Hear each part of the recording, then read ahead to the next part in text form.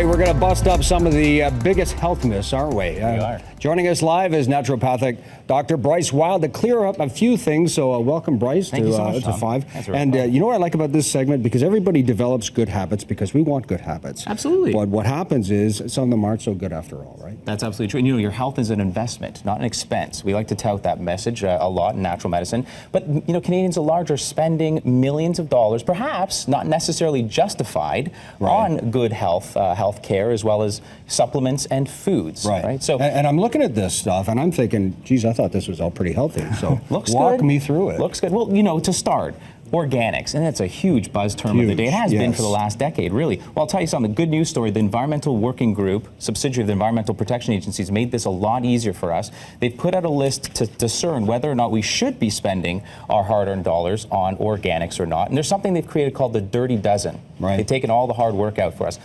If you're looking to buy produce, do not purchase them organic if they are otherwise deemed. Rather, look at this Dirty Dozen list and purchase them rather if they are on this list. So to clear the message up, look for this on the internet. The Dirty Dozen put up the Environmental Working Group. If your produce is on the Dirty Dozen list, make sure you do spend your hard-earned dollars on buying these organic. Otherwise, everything else is probably pretty much good to go. Make sure you're eating a rainbow. It starts there. Make sure you're eating lots of fruits and vegetables every day. So we may not have to spend money on organics according to this list. Correct. Right. Okay, great. Got it. What else we got? You know, we've got some gluten-free products. You've probably been into, like, am I purchasing something, you know, gluten-free? Am I being healthier? Let me ask you this. How do you know if you have a problem? You test yourself. You ask your doctor, do I actually have gluten intolerance? And you know, this starts as it's a major and very chronic disease. And obviously, you know, one, by the way, in 117 people suffer from celiac disease. That's a very bad disease. It starts off in the gut. And the gut has a problem digesting gluten, so it creates a bad systemic disease.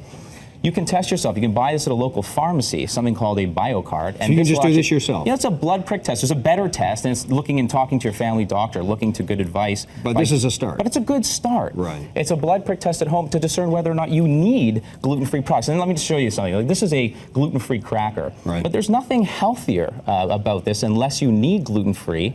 Nothing healthier than about this than a conventional cracker. So unless you have gluten intolerance, and this is a very broad spectrum, if you have gluten intolerance or gluten sensitivity diagnosed either by something like this or your doctor, then it's going to be worth your investment and focus on purchasing gluten-free foods. Okay, I'm staring at the bagel.